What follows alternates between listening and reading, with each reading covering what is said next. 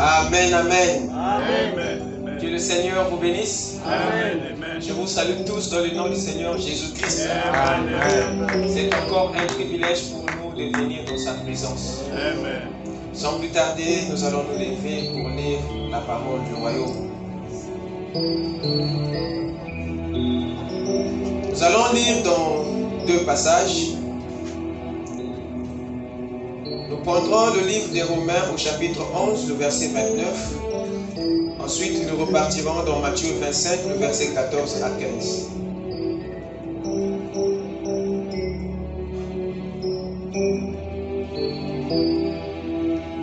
Romains 11, 29.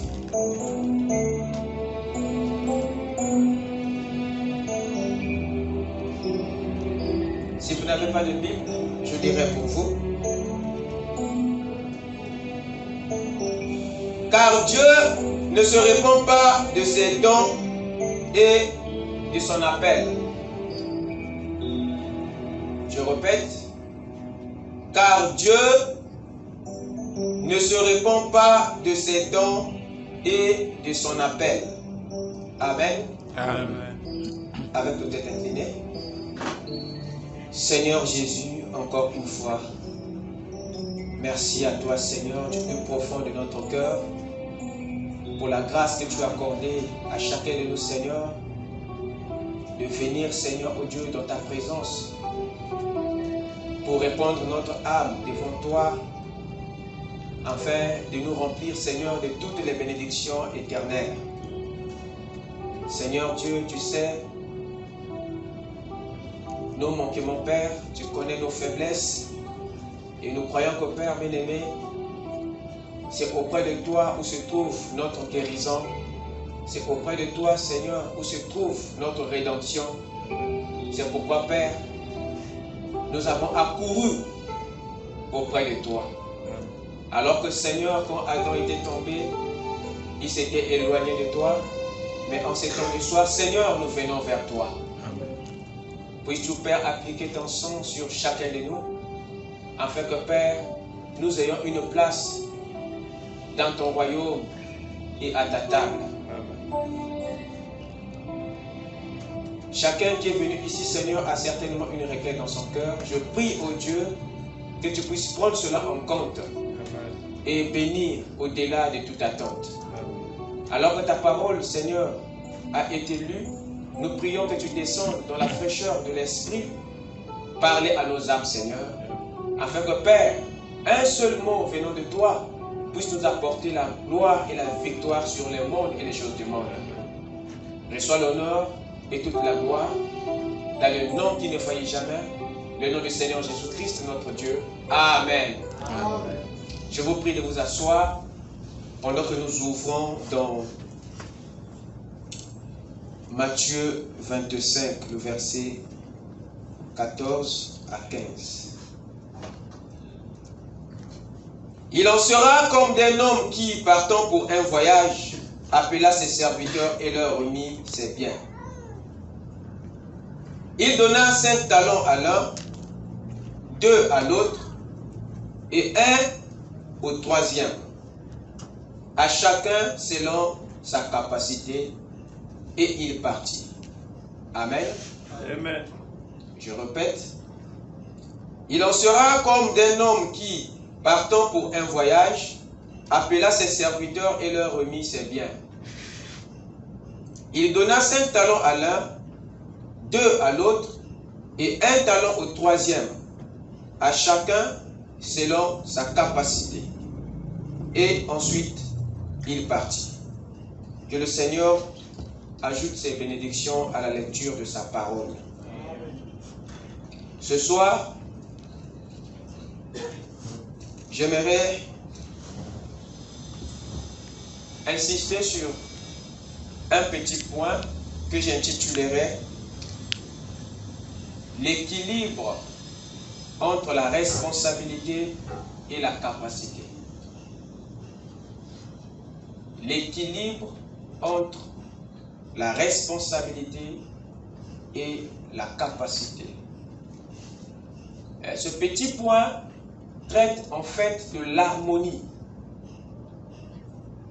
entre la responsabilité et la capacité. Mais avant d'entrer dans le vif du sujet, j'aimerais d'abord revenir sur les 6 points de la conclusion que nous avons abordée hier à la fin de cette partie que nous avons intitulée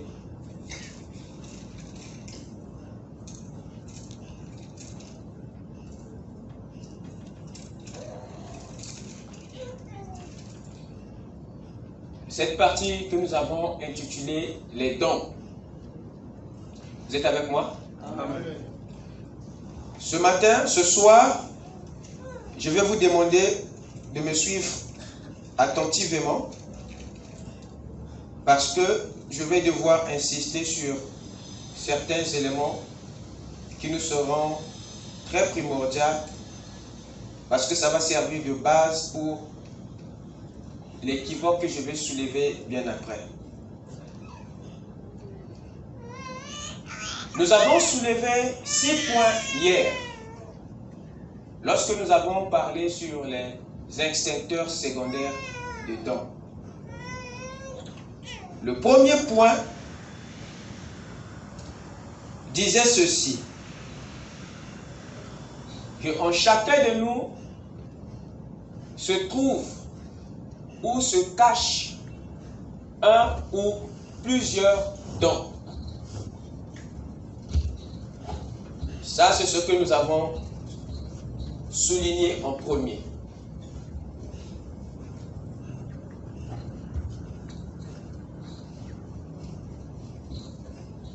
Tout homme qui vient dans le monde, toute femme que Dieu a appelée à l'existence, a en lui un ou plusieurs dons, qu'il le sache ou pas.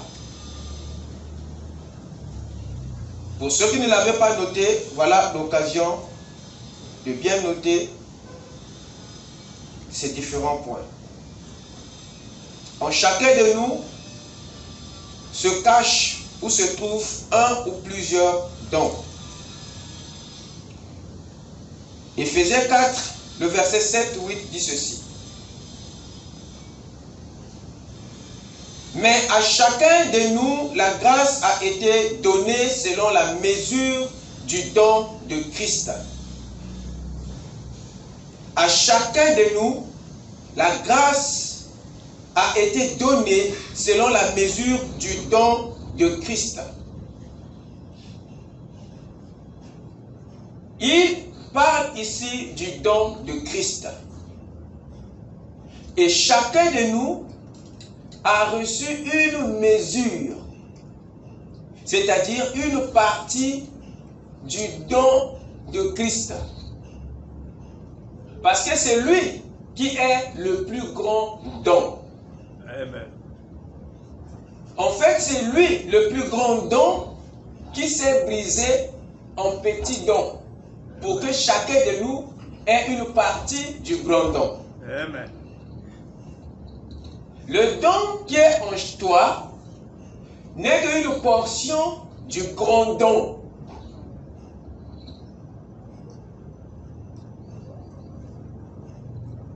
À chacun de nous, la grâce a été donnée. selon la mesure du don de Christ. Donc, Paul appelle ça une grâce. Qu'est-ce qui est une grâce? C'est cette portion, c'est cette mesure du don de Christ qui est en toi. Amen. C'est ça la grâce. Et au verset 8, il dit ceci, c'est pourquoi il est dit, étant monté en haut, il a amené des captifs et il a fait des dons aux hommes. Amen. Plus question de douter sur ton don. Plus question de douter sur ton potentiel et sur ta capacité. Amen. Le Seigneur vient de trancher ici que chacun de nous a reçu une mesure du don de Christ. Amen. Tout ce qui reste, c'est que Dieu te le révèle. Tout ce qui reste, c'est que Dieu le manifeste. Amen. Amen. Le deuxième point disait ceci. Le don est le potentiel ou la capacité qui nous permet de réaliser notre vocation. C'est-à-dire que tu es né pour accomplir une responsabilité. Tu es né pour tenir un ministère. Tu es né pour accomplir une vocation. Mais cette vocation ne peut s'accomplir qu'au moyen d'une capacité, au moyen d'un don, au moyen d'un potentiel que Dieu a caché en toi. Amen. Amen. Et tout le monde est censé connaître ce qu'est un don. C'est une capacité qui est en toi. C'est un potentiel. Le mot potentiel vient du mot potence.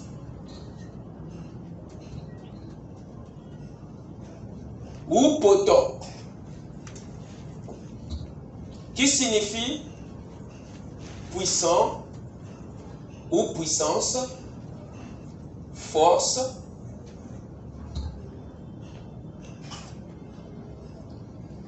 capacité.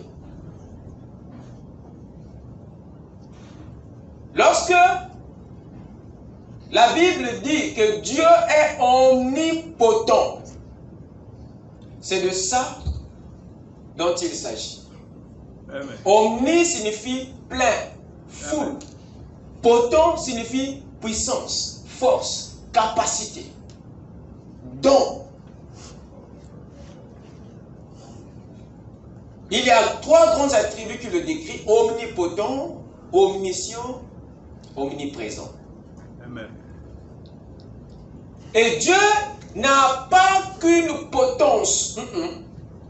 Dieu n'a pas qu'une force. Il n'a pas une capacité. Il n'a pas qu'une puissance. Mais il a des puissances. Il est la plénitude des capacités, la plénitude des dons, la plénitude des forces. Amen. Voilà pourquoi on dit omni. Et la bonne chose qu'il a fait, c'est qu'il t'a attribué une partie de son potence. Amen. Afin qu'il ne soit pas le seul à être capable dans son royaume. Amen. La meilleure façon de nous rendre capables comme lui, son plaisir à lui, c'est de voir ses enfants continuer à résoudre les problèmes sur la terre, à son absence. Amen.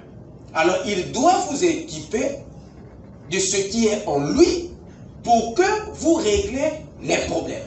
Amen. Et lui tire gloire et plaisir lorsqu'il vous voit résoudre les problèmes de votre environnement. Amen. Amen. Le premier test qu'il a donné à Adam, c'est quand il a fait défiler les animaux. Et quand le défilé a commencé, alors la potence, le don, le potentiel s'est activé en Adam. Et Adam s'est maintenant entendu. Il commençait à s'entendre lui-même donner des noms aux animaux. Dieu a créé les animaux, mais il n'avait pas donné les noms. Ce n'est pas qu'il était incapable, non. Ce n'est pas qu'il lui manquait des noms, non. Il ne voulait pas que cette continuité soit son ouvrage. Il voulait rendre son fils utile et capable de la suite de son ministère. Amen. Le seul moyen pour l'homme de continuer le ministère de Dieu, c'est que ce dernier reçoit aussi une capacité. Amen. Voilà pourquoi Dieu s'est brisé et il vous a donné une partie de son potence. Amen. Voilà pourquoi vous êtes nés équipés. Vous êtes nés avec le don. Vous êtes nés avec une capacité. Vous êtes nés avec un potentiel que vous ignorez pleinement, que vous limitez largement. Or, ce potentiel, il n'y a que deux personnes qui peuvent en réalité le limiter, vous-même et Dieu lui-même.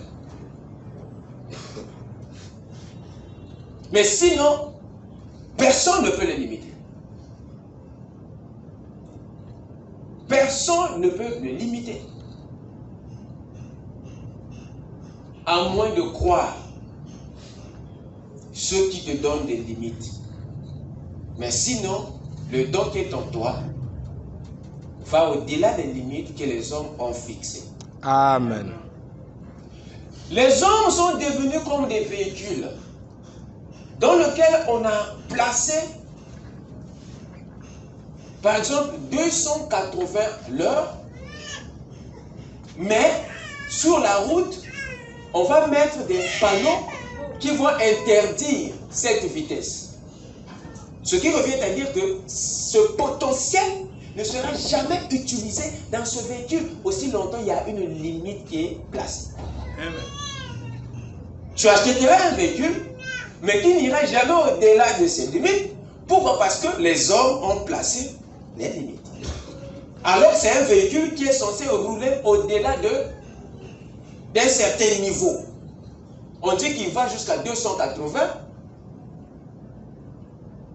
mais on fixe une limite ici, bon, à 160.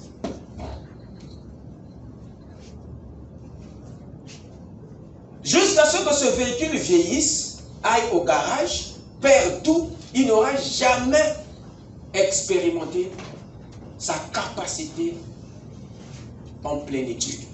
Et c'est un problème. Parce que le constructeur ne l'avait pas construit pour que ce véhicule roule seulement à 160. Non, non, non, non. Il a été conçu pour rouler à cette vitesse. Mais pour une raison ou une autre, on a placé une limite à 160. Ça avantage qui? Tout sauf le véhicule. Ça veut dire que ce véhicule ne va jamais aller, ne va jamais atteindre la fréquence, ne va jamais utiliser son potentiel pleinement. C'est ce que nous sommes devenus. Nous sommes venus sur la terre avec des capacités, mais le diable nous a dit dans la vie, ça, tu ne peux pas faire. Tu t'arrêtes ici. On t'a injurié, on t'a donné des insultes qui t'ont cloué quelque part parce que tu as cru et tu as limité ton potentiel. Tu ne peux pas aller au-delà parce qu'on t'a dit que tu n'as pas un cerveau. Tu ne peux pas aller au-delà, on t'a dit que parce que tu n'as pas un diplôme. Tu ne peux pas aller au-delà parce que tu n'as pas une meilleure famille. Tu ne peux pas aller au-delà parce que tu n'as pas de moyens. Donc ce sont les limites psychologiques et spirituelles que le diable a placées devant toi qui t'empêchent d'aller à 280 à l'heure. Amen. Amen. Alors que tu as été conçu, bâti pour briser ça. Et l'homme va mourir dans cet état et dire à Dieu qu'on l'avait poussé de l'escalier. Et c'est ça notre problème. Voilà pourquoi nous emmenons ces enseignements pour nous secouer, afin que nous ne puissions plus laisser nos potentiels au repos. Amen. Amen. Matthieu 25, le verset 15 dit ceci.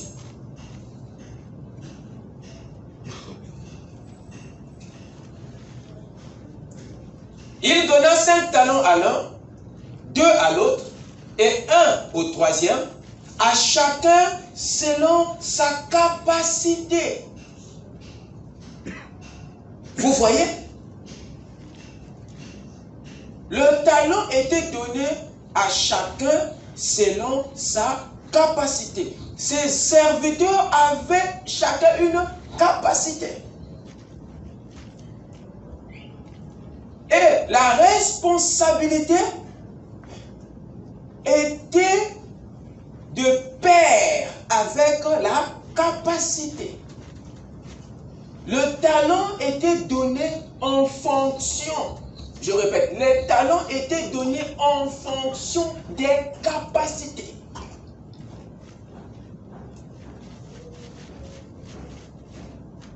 Donc le maître était bien harmonisé et bien équilibré.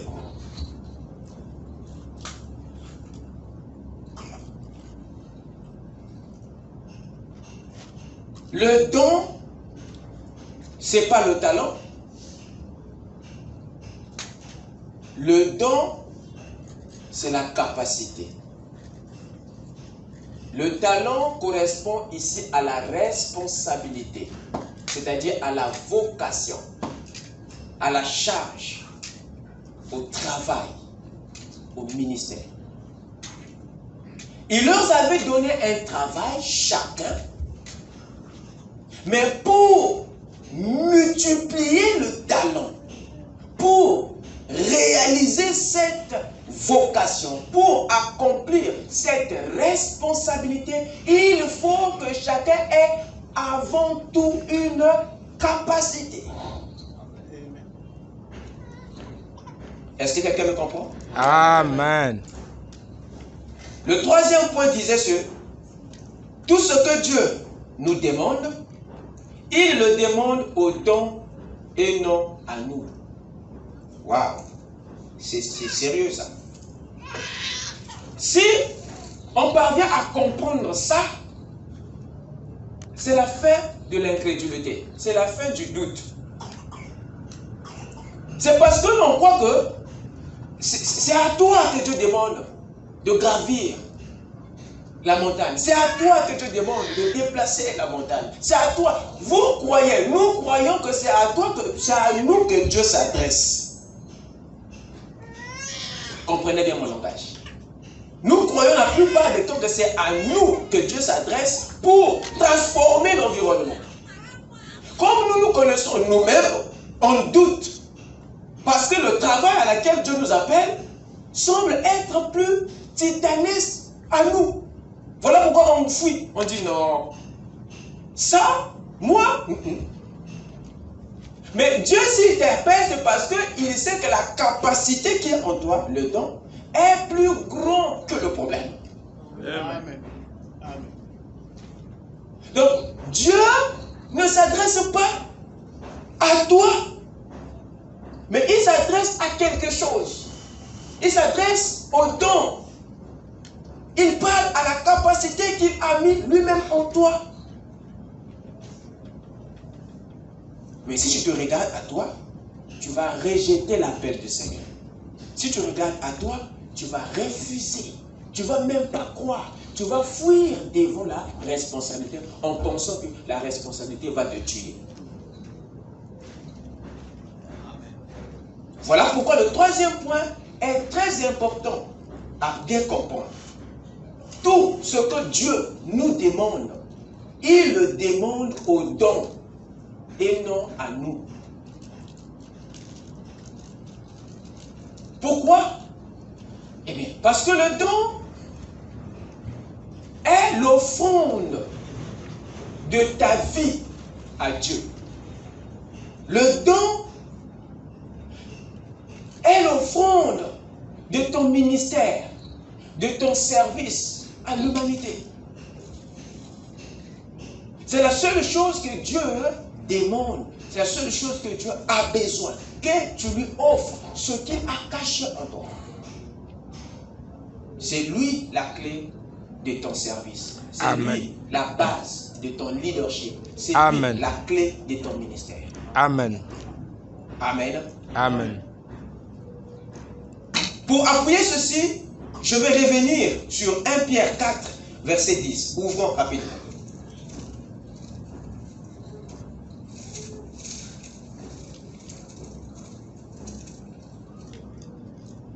Comme des bons dispensateurs des diverses grâces de Dieu. Voyez?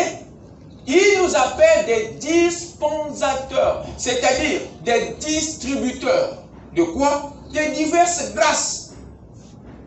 Donc chacun de nous a une portion de la grâce de Dieu, mais que tu es censé distribuer. Les vertus que Dieu place en nous, ce n'est pas pour les retenir. Les dons que Dieu met en nous, ce n'est pas pour les garder, mais c'est pour les communiquer. Parce que ceux qui sont vides dans le monde, c'est par nous que le Saint-Esprit va les remplir. Ceux qui manquent le courage dans le monde, c'est par nous qu'ils vont être fortifiés. Alors si toi tu t'abstrais, tu te retiens à manifester, à offrir ce que Dieu t'a donné, tu bloques, tu détruis la vie de quelqu'un d'autre quelque part. Nous sommes des transmetteurs des différentes grâces de Dieu. Et le don que tu as est une forme de sa grâce. Parce que les dons sont multiples et sont diverses. La grâce de Dieu dans ta vie revêt la forme d'un don.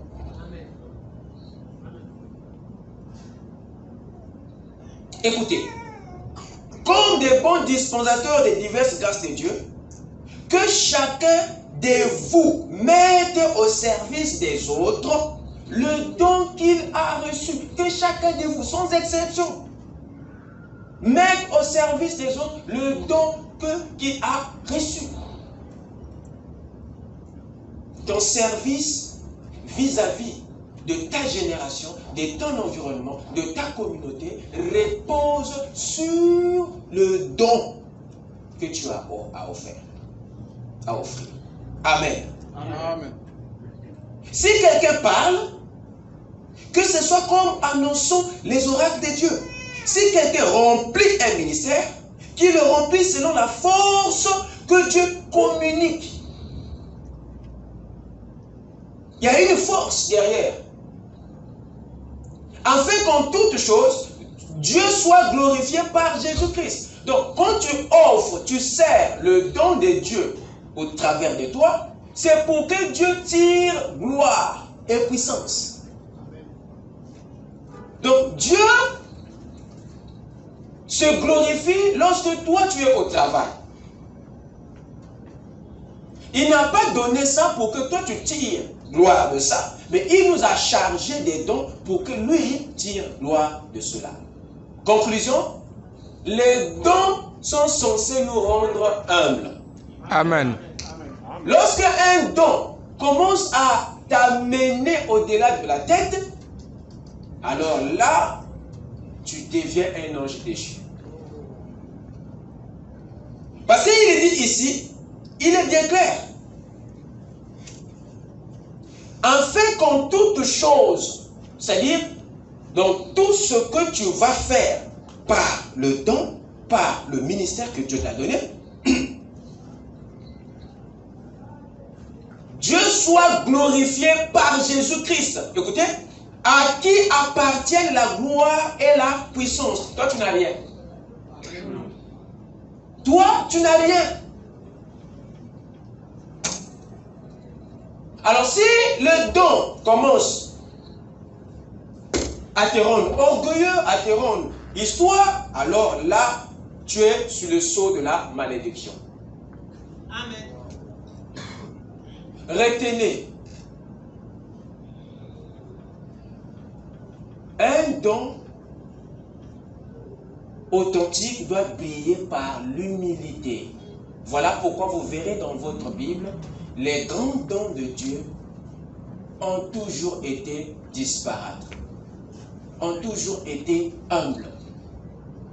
Parce que quand le don opère, ce n'est pas pour élever l'homme, ce n'est pas pour glorifier l'homme, mais c'est pour glorifier celui qui a donné le don. Amen. Et le Saint-Esprit veut que cela soit notre attitude. Amen. Voilà pourquoi Dieu ne s'affiche pas à côté de sa créature. Il est toujours absent. Et l'arbre sait.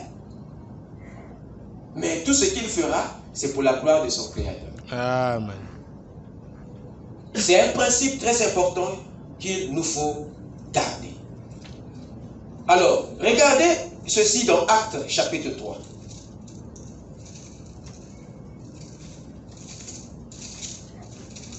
Actes chapitre 3, je vais le lire ici, rapidement pour nous. Je commence à partir du premier verset. Pierre et Jean montaient ensemble au temple à l'heure de la prière. C'était la 9e heure.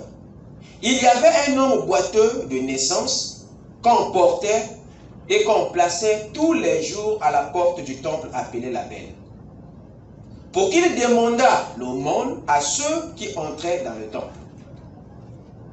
Cet homme, voyant Pierre et Jean qui allaient y entrer, leur demanda l'aumône. Pierre, de même que Jean, fixa les yeux sur lui et dit, « Regarde-nous. » Et il les regardait attentivement, s'attendant à recevoir d'eux quelque chose. Alors Pierre lui dit, « Je n'ai ni argent ni or, mais ce que j'ai, je te le donne. » Ma question est celle-ci. Qu'est-ce que Pierre avait qu'il a donné à ce frère? Mais il a été clair. Je n'ai ni or, je n'ai ni argent. Donc lorsque tu es fauché, ça ne veut pas dire que tu n'as rien. Amen. Tu as toujours quelque chose. N'oubliez pas que Dieu a deux principes irrévocables dans son caractère. Il ne reste jamais dans le passé et il ne travaille jamais avec ce qui vous manque. Amen. Mais il travaille toujours avec ce que vous avez. Et Pierre avait cette révélation. Il dit, même si je n'ai pas l'or, je n'ai pas l'argent, mais j'ai un don. Amen. J'ai quelque chose à servir qui peut changer la marche, la vie de ce frère. Dites Amen. Amen. Donc ne soyez pas trop rapide à dire non à certaines situations. Ne soyez pas pressé à vous résigner. Vous devez bien vous observer, vous regarder. Pourquoi cela est venu vers moi?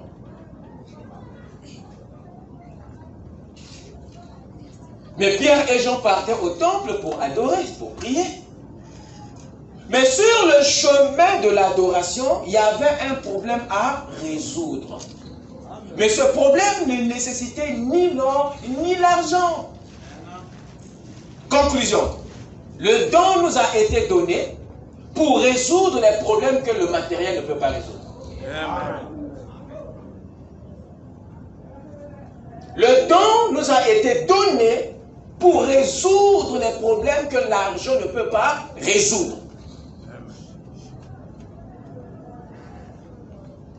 Nous avons quelque chose de puissant, de powerful. Le don peut s'orienter dans toutes les directions que vous lui donnez.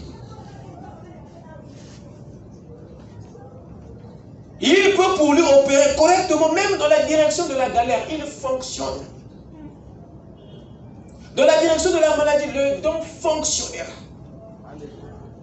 Dans la direction de ceci, le don fonctionnera.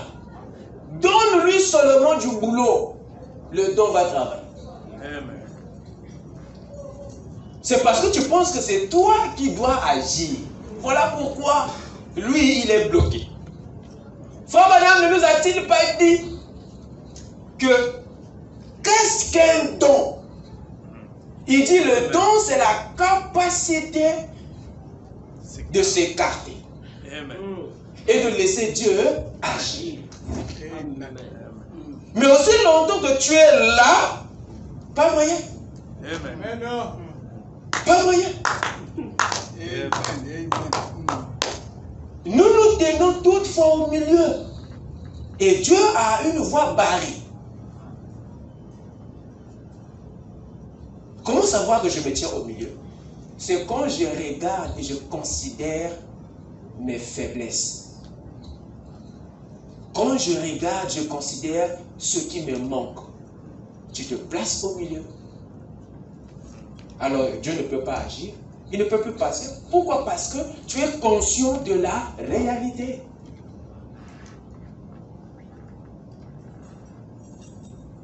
Alors, dès lors que tu cesses de regarder à la réalité, c'est là qu'une autre réalité prend place. Amen. Amen. Amen.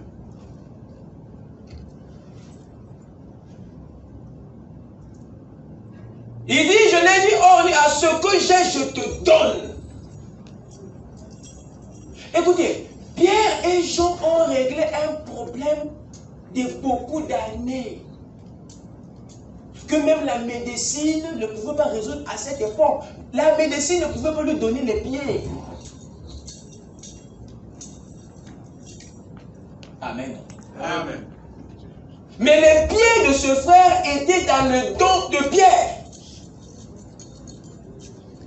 Avant la fondation du monde, Dieu avait pris les pieds de ce frère et il avait empaqueté ça dans le don d'un homme. Pierre, quand il pêchait là-bas sur les eaux de Galilée, il ne savait pas qu'il y avait en lui les pieds d'un frère. Amen. Imaginez une seconde que Pierre avait refusé de suivre Jésus, d'obéir à l'appel du Seigneur. Est-ce que ce frère allait recevoir les pieds? Non.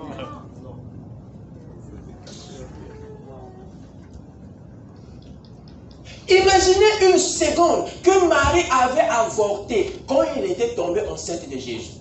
Imaginez une seconde qu'elle avait avorté. Est-ce qu'il y aurait rédemption? Imaginez une seconde que la maman de Moïse avait tué l'enfant où il avait imaginé un grand peuple. Donc vous voyez, la destinée de tout un peuple en Égypte dépendait de ce jeune homme, Moïse. En lui, il y avait Deutéronome, Nombre, Lévitique, Genèse. Tous ces grands livres étaient en lui. Il ne savait pas. Alléluia. Ma lecture de ce soir était cachée dans ce monsieur Moïse. Si je lis Genèse aujourd'hui, c'est parce que ce livre était en lui.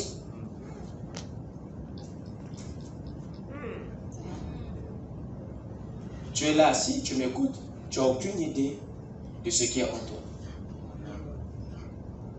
Et je travaille durement de façon que tu ne ailles pas dans la tombe avec ça. Tu dois mourir vide. Amen. Il faut que tu déposes, tu libères tout ce que tu nous dois. Ensuite, tu peux aller. Voilà pourquoi Jésus, à la croix, il a dit, tout est accompli. À 33 ans, il a accompli tout.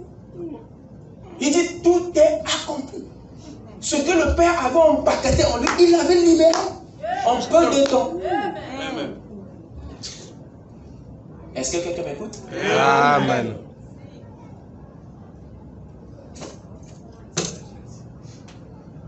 Tu n'as aucune idée de ce qui est en toi. Tu marches, tu dors, tu te réveilles avec nos solutions. Tu n'as aucune idée. Tout ce qu'on a besoin, c'est que tu te reconditionnes pour que tout ça se libère. Amen. Amen. Voilà pourquoi nous parlons de l'environnement. Nous parlons de ces choses. La manifestation des fils de Dieu obéit à ces choses. Amen. Et il dit la nature attend ça. Ça veut dire qu'elle soupire, ça veut dire que la nature est dans la tribulation.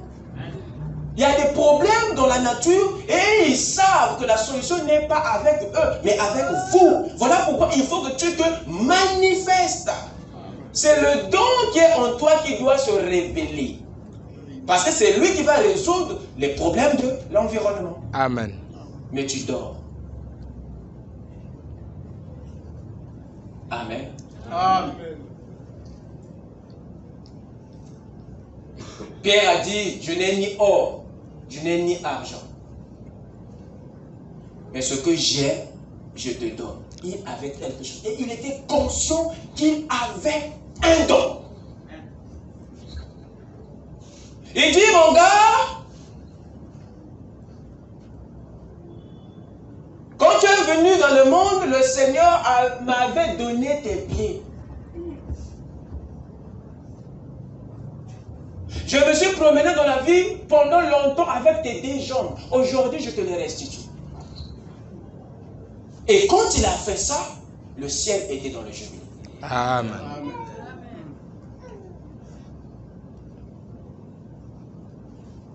Michael a dit à Andéouri, tu as vu, le colis a été délivré. DHL a fait son travail.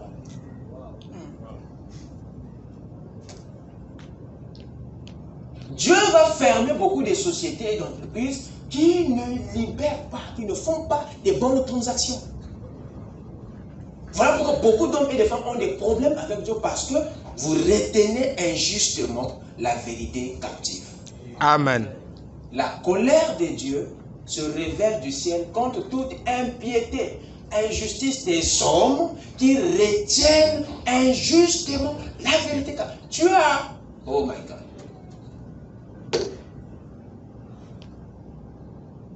Amen. Amen. Le quatrième point dit ceci. Le plus grand ennemi du don, après l'environnement, c'est l'homme lui-même. C'est-à-dire son attitude. Ta foi dans tes faiblesses. Le doute dans tes capacités. Voilà l'attitude qui paralyse, qui tue, qui aveugle, qui annule le miracle de Dieu dans notre vie. La Bible parle ici dans Romains chapitre 4, 19 à 21 d'Abraham.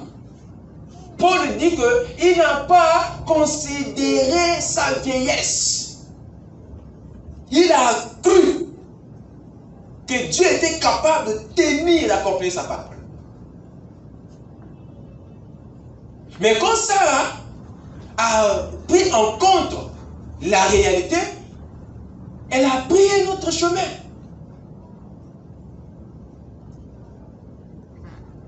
Espérant contre toute espérance, Abraham n'a pas perdu.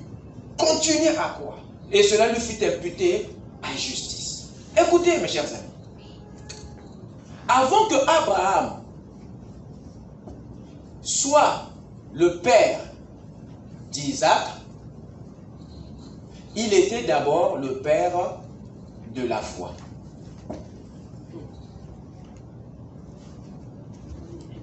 Avant qu'il soit le père d'Isaac, Abraham était le père de la foi. Le premier fils d'Abraham, ce n'est pas Isaac, ce n'est pas Ismaël, c'est la foi.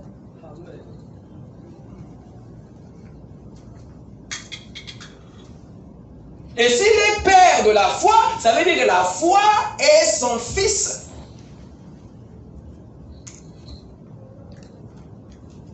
Et c'est la foi en Abraham qui a produit Isaac. Parce que la foi était le don de Dieu en Abraham. Et c'est elle, la foi, qui a réglé le problème d'Abraham et de Sarah.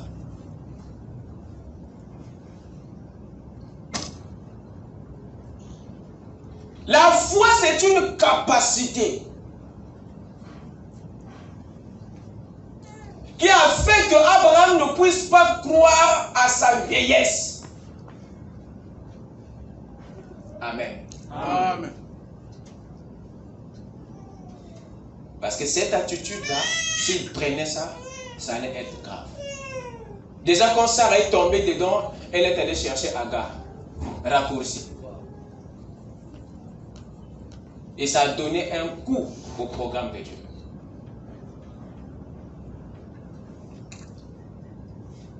Amen. Amen. Le cinquième point disait ceci.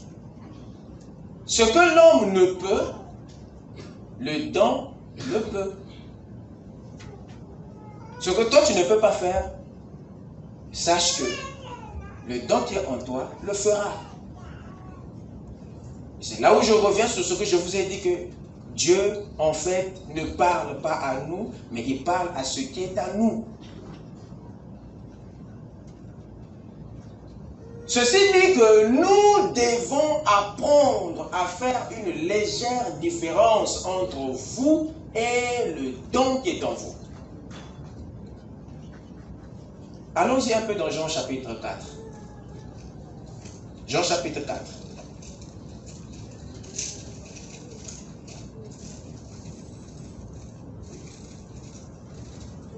À partir du verset 9, voilà ce qui est dit. La femme samaritaine lui dit, comment toi qui es juif, me demandes-tu à boire, à moi qui suis une femme samaritaine? Les juifs, en effet, n'ont pas de relation avec les samaritains. Jésus lui répondit, écoutez, si tu connaissais le don de Dieu, conjonction de coordination qui sépare deux choses. C'est lui qui te parle.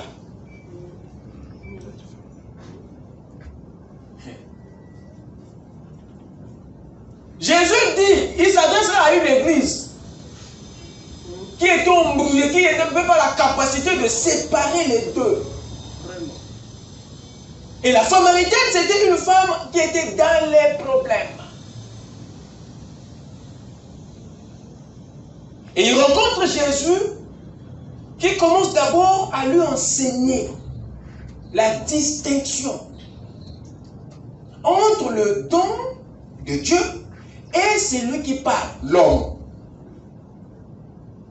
Il dit, si tu connaissais, c'est-à-dire si tu avais la révélation du don de Dieu, et de celui qui dit, donc l'homme, Jésus, et le Père, le don. Il dit, c'est toi qui demanderais à boire. Donc la solution à ta soif, à ton problème, qui fait que chaque jour tu fasses des tours pour venir te ravitailler au puits de Jacob. Si tu veux que cet exode-là prenne fin, il faut que tu commences d'abord à distinguer le don de Dieu de l'homme. Amen. Parce que c'est le don de Dieu qui avait discerné sa vie. C'était pas Jésus. C'est le don qui a œuvré, qui a fait que cette femme puisse abandonner la cruche et rentrer dans la vitesse. Une vie plus rapide que l'espace et le temps.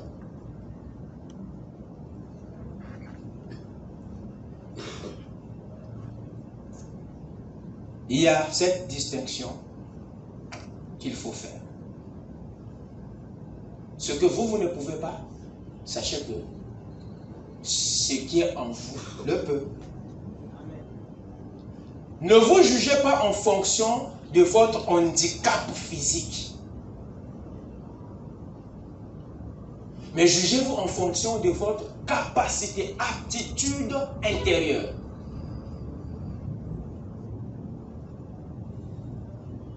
Tout est possible à celui qui a la foi. Pour dire que non, la foi, c'est la capacité de la possibilité. Amen.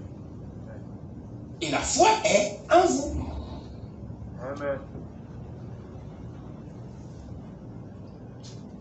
Le sixième point dit ceci. Dieu n'a confiance en aucune chair, devant une responsabilité, Dieu ne fait pas confiance à votre chair, mais il fait confiance à la capacité qui est en nous. Amen. Amen. Allons-y dans 2 Corinthiens rapidement.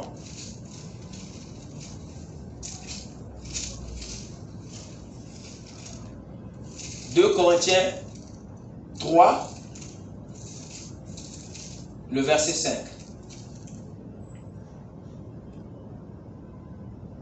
Ce n'est pas à dire que nous soyons par nous-mêmes capables de concevoir quelque chose comme venant de nous-mêmes.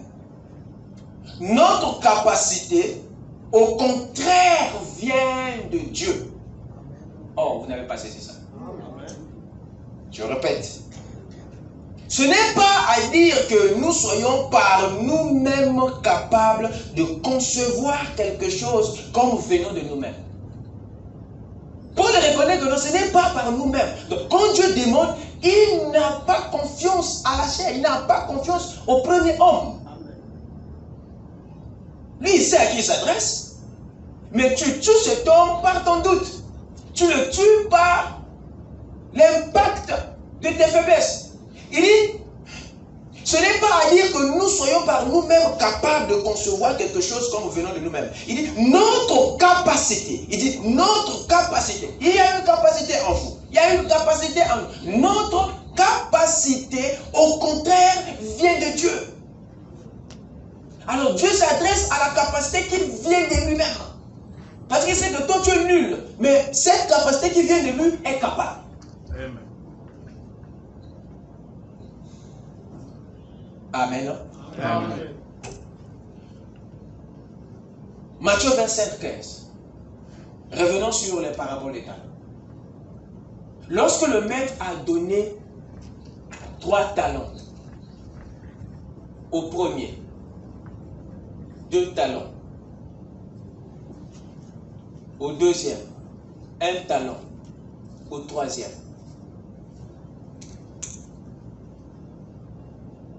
En quoi avait-il confiance réellement en faisant ce geste? Le maître n'avait pas confiance dans le talent, c'est-à-dire dans la responsabilité ou dans la personne qui recevait la responsabilité. Non. Mais lui, il avait confiance à la capacité. Parce qu'il était celui qui a donné les talents en fonction de la capacité de chacun. Ça veut dire que Dieu connaît de quoi tu es capable. Il connaît la capacité de chacun, le don de chacun, la force de chacun. Et les talents étaient remis en fonction de ça. Pour dire que lui, quand il remettait les talents, il ne regardait pas l'homme, c'est lui qui recevait. Il ne regardait pas le talent, mais il regardait la capacité. Donc quand il donne, il sait que, oh, celui qui reçoit un talent, il dit, je sais, j'ai confiance, la capacité qu'il a peut multiplier ça au-delà de toute mesure. Celui-là, par rapport à sa capacité, il lui faut 2. Lui, par rapport à sa capacité, il lui faut 3. Mais lui, là, par rapport à sa capacité, au PC Kamoko. L'attitude du maître, le comportement de Dieu vis-à-vis de nous, c'est par rapport à la capacité. Amen. Pas par rapport à toi. Oh. Lisez avec moi Deutéronome. Deutéronome 30.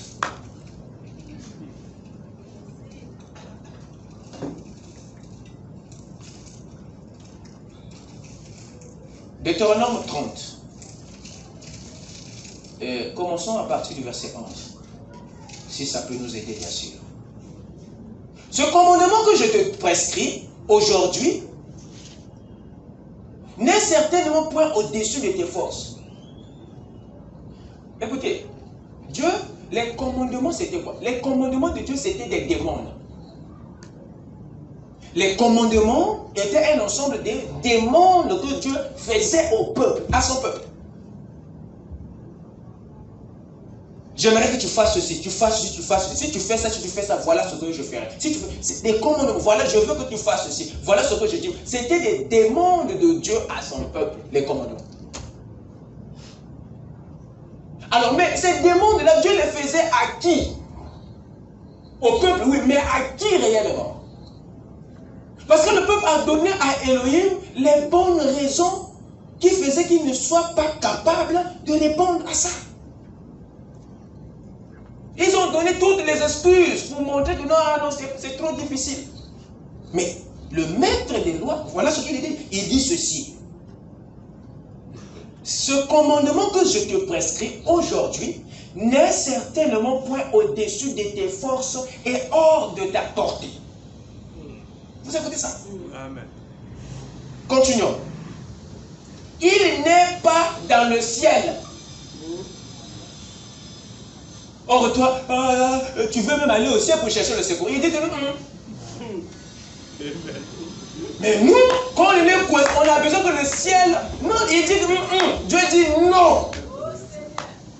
Oh Seigneur, pour que je puisse vraiment obéir à ça, faire ça, il faut que mon père, mon allon là, il faut qu'on a besoin de combien. Dieu dit tu n'as pas un tour à faire au ciel. Il dit que non, tu as simplement un tour à faire en toi-même. Amen. Écoutez la parole. Ce commandement que je te prête, en d'autres termes, la demande que je te fais, voilà, la demande que je te fais aujourd'hui n'est certainement point au-dessus de tes forces. Par exemple, Dieu te fait la demande de déplacer une montagne. Tu regardes. Ah, tu te regardes d'abord. Ah, mais tu as envie que Michael vienne au secours. Tu veux que même que tu commences un peu, voyez, à paniquer. Mais qu'est-ce qu'on va faire? On va commencer à regarder au tout autour sans regarder à l'intérieur. C'est la leçon que le Seigneur donnait à son peuple Israël. Ce commandement que je te prescris aujourd'hui n'est certainement point au-dessus de tes forces et hors de ta portée. Il n'est pas dans le ciel pour que tu dises qui montera pour nous au ciel et nous l'ira chercher. Qui nous le fera entendre afin que nous le mettions en pratique. Il n'est pas de l'autre côté de la mer pour que tu dises qui passera pour nous de l'autre côté de la mer et nous l'ira chercher. Qui nous le fera entendre afin que nous le mettions en pratique. C'est une chose, dit l'Éternel, au contraire, voyez-vous, qui est tout près de toi, virgule. Amen. Dans ta bouche et dans ton cœur. Ça ne fait que rentrer. Hein? Vous voyez ça? Ça ne fait que rentrer. Alors, d'où vient le secours? De l'intérieur. Quand vous dites que non, je lève mes yeux vers les montagnes, vers le ciel, d'où me viendra le secours? Mais le ciel en question est en toi. Amen. Amen. Amen. Il a conclu ici. C'est une chose. Il dit bien, c'est une chose. Je répète, c'est une chose. Amen. Je répète, c'est une chose. Amen. Qui est où? Près de toi. 1. 2. Dans ta bouche. 3. Dans ton cœur. Afin que tu la mettes en pratique. Conclusion. Donc, Dieu nous montre pas ici que le problème et la solution n'est pas chez lui. Avec nous. Donc c'est à nous de quitter l'extérieur. Donc de suivre le même chemin. Tu quittes l'extérieur, tu rentres, et jusqu'à ce que Tu trouves la chose en question et tu la fasses maintenant sortir et le ciel entre dans le jubilé. Amen. Amen. Amen. Et c'était ça son attente sur le troisième serviteur. Il avait confiance non dans ces individus, mais dans ce qui était dans ces individus. Le même avait confiance en leur capacité. Parce qu'il savait que c'était la capacité qui pouvait gérer le talent. On va y revenir. Voilà la mise au point sur ces 6 points de notre conclusion. Je suis revenu là-dessus pour que vous ayez la possibilité de bien les noter et de bien les mémoriser. Je vais ajouter un point, un détail avant de partir. Remarquez, nous venons de lire 2 écritures ici, au début. Paul qui parle ici aux Romains, au chapitre 11, le verset 29, il dit « Car Dieu ne se répand pas de ses dons et de son appel. » Dieu ne se répand pas de ses dons et de son appel. Remarquez, regardez attentivement cette phrase. Paul parle des dons au pluriel et l'appel est au singulier. Dieu ne se répand pas de ses dons au pluriel et de son appel. Pour dire qu'un appel peut avoir plusieurs dons. Amen. Amen. Ça c'est 1. 2. Derrière un appel, il y a toujours un don. Amen. 3. Il n'y a jamais eu un appel sans don. 4. Pour réaliser un appel, c'est-à-dire une vocation, un ministère, une responsabilité, il faut nécessairement un don. Amen. Yes, sir. Amen. Amen. Amen. Le temps est parti, on va continuer dimanche.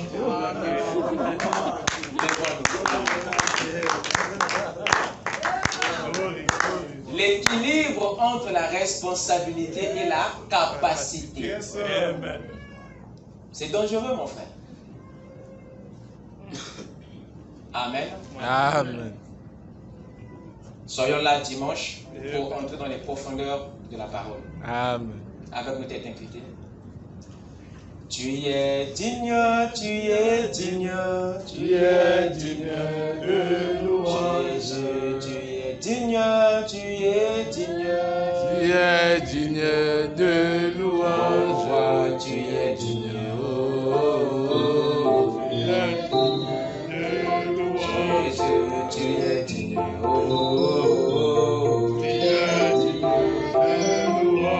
Tu es digne, tu es digne.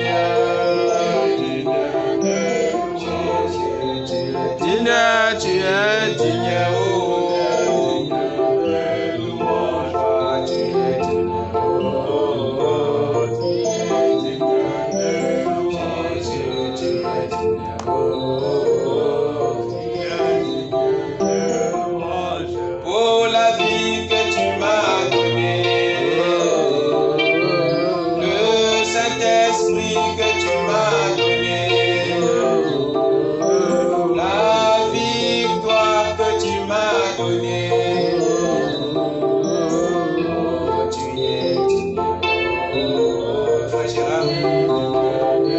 Oh, roi, tu es digne, oh, Jésus, tu es digne, oh, tu es digne, tu es digne. Tu es digne, oh, mon Dieu, tu es digne, oh, Jésus, tu es digne, oh.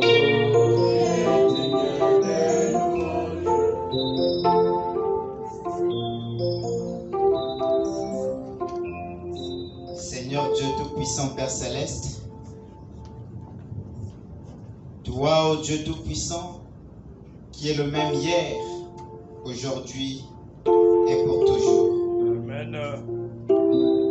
Tu n'es pas un Dieu du passé, mais tu es un Dieu du présent. Amen. Et dans le présent, Seigneur, tu prépares l'avenir. Laisse que, ô Dieu Tout-Puissant, que nous puissions cette fois-ci se contenter de ce qui est en train d'être donné afin que, Père, cela développe en nous ce potentiel qui était enfoui en nous, Seigneur, afin d'accomplir le plan que tu avais établi dans les jours à venir. Accorde-le, Seigneur. Écarte-nous du chemin, afin qu'on ne puisse pas, Seigneur, se présenter pour se dire que les miracles, comme William Branham qui croyait, et les miracles et tout, c'était lui qui le faisait. Mais quand tu l'as rappelé à l'ordre, Seigneur, il avait compris que c'était pas lui qui le faisait, mais c'est toi qui le faisais en lui. Amen. Nous voulons également, Seigneur, imiter cela, afin que, Père, toi-même tu agisses en nous. Laisse qu'au travers de ces enseignements, que tu stimules, Seigneur, ce qui dorment en nous, afin que l'humanité, afin que les créatures qui attendent le Seigneur voient la manifestation effective des fils et filles de Dieu. Amen. Accorde-le, Seigneur. Nous croyons que, Père, que ces enseignements ne se donnent pas en vain.